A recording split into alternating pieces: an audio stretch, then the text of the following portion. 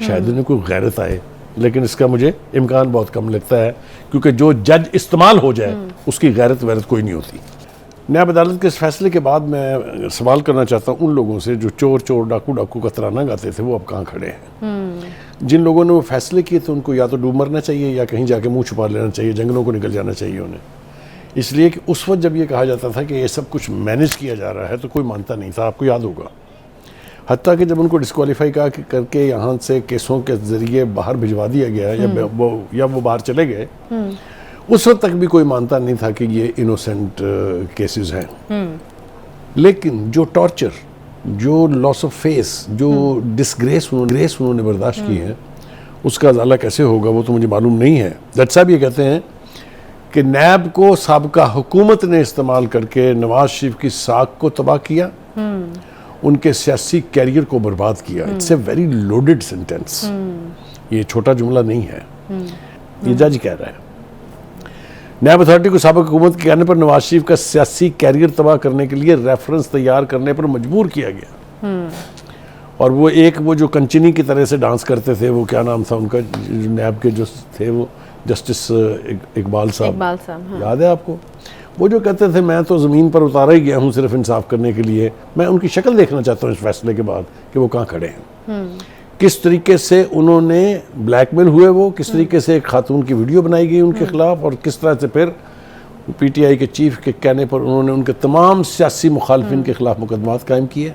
और 3 मरतबा के वज़ीर आज़म को न सिर्फ उनके दफ्तर से निकाला गया, बल्कि उनके सियासी कैरियर के बारे में जो कुछ कहा है जज साहब ने वही काफ़ी है, हमारे कुछ कहने की गुंजाइश नहीं है। अच्छा, नैब के हवाले से तो ये कहा जाता रहा है कि नैब जो है वो सियासी इंतकाम के लिए यूज़ होती है, तो इस तरह की जब चीज़ें सामने आती है तो ये तो मोहर सख्त कर देती है इस चीज़ पे कि सियासी इंतकाम के हवाले से नैब का जो रोल है। देखिए, ये अगर कोई PMLN का बंदा बयान दे ना तो मैं उसके ऊपर 2 दफ़ा सोचूंगा, लेकिन अगर हामिद खान जैसा सीनियर जूरिस्ट, कानूनदान और पार्टी का बहुत अहम रुकन उस पार्टी का जिसने ये मुकदमात बनाए थे, अगर वो ये कह रहा हो कि ये फैसला तो पहले से कहीं लिखा गया था, ये फैसला तो जजेस का नहीं था, जजेस तो सिर्फ इस्तेमाल हुए हैं। मुझे आप बताएं, ये किस बनाना रिपब्लिक में हम रहते हैं जहाँ के जजेस का ये हाल है कि उनको नैब चाहे तो वो मनूवर कर लेती है, पार्टी सियासी चाहे जो बरसरे इक़्तिदार है तो वो मनूवर कर लेती है। और लाहौर की एहतसाब अदालत ने नवाज शरीफ को प्लॉट अलॉटमेंट रेफरेंस से बरी करने का तहरीरी फैसला जारी कर दिया है। लग रहा है कि आहिस्ता आहिस्ता जो बलाएं हैं मियां नवाज शरीफ साहब के सर से टलती जा रही हैं। कल भी एक बयान हामिद खान साहब का हमने उसका तस्करा किया था। देखिए, एक तो ये कि it's a very daring judgement, इस तरह से इतना खुल के मैंने बहुत कम जजमेंट जो हैं वो देखी हैं। नायब अदालत के इस फैसले के बाद मैं सवाल करना चाहता हूँ उन लोगों से जो चोर चोर डाकू डाकू का तराना गाते थे, वो अब कहाँ खड़े हैं। जिन लोगों ने वो फैसले किए थे उनको या तो डूब मरना चाहिए या कहीं जाके मुंह छुपा लेना चाहिए, जंगलों को निकल जाना चाहिए उन्हें। इसलिए कि उस वक्त जब ये कहा जाता था कि ये सब कुछ मैनेज किया जा रहा है तो कोई मानता नहीं था, आपको याद होगा। हत्ता कि जब उनको डिस्क्वालीफाई करके यहाँ से केसों के ज़रिए बाहर भिजवा दिया गया या वो बाहर चले गए, उस वक्त तक भी कोई मानता नहीं था कि ये इनोसेंट केसेस हैं।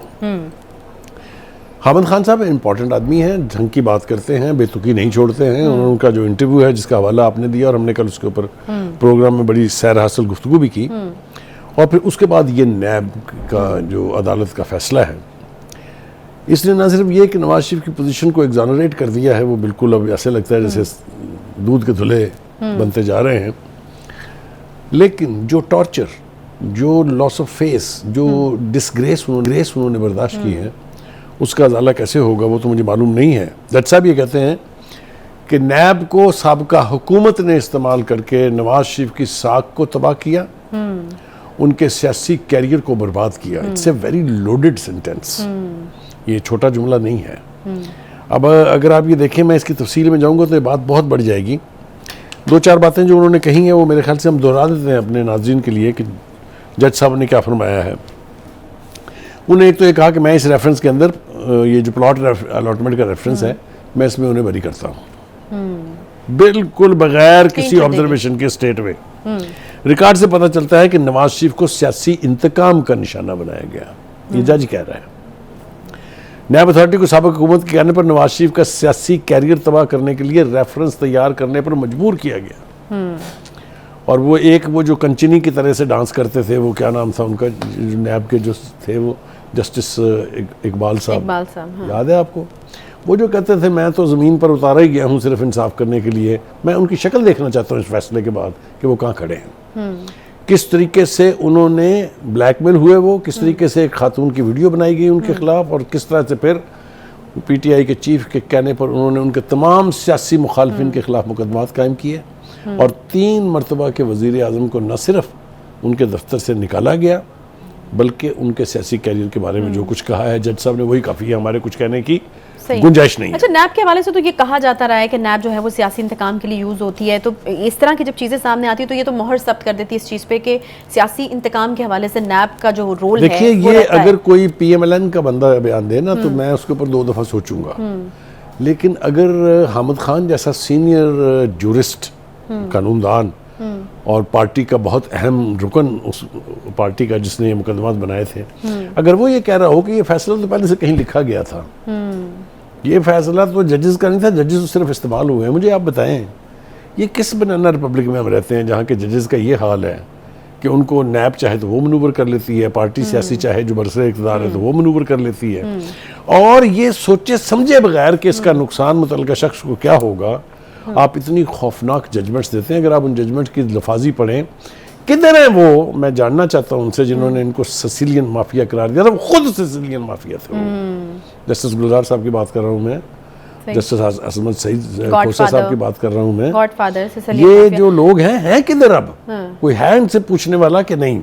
अगर तफ्तीशी से मुकदमा गलत हो जाए तो उसकी पूछ पड़ताल है, अगर वकील मुकदमा हार जाए तो क्लाइंट उसको नहीं जीने देता। ये जजेस ने जो खिलवाड़ किए हुए हैं लोगों के साथ, इनका जिम्मेदार कौन है? इनसे हिसाब कौन लेगा? मेरे ख्याल से इसके ऊपर गौर करने की जरूरत है।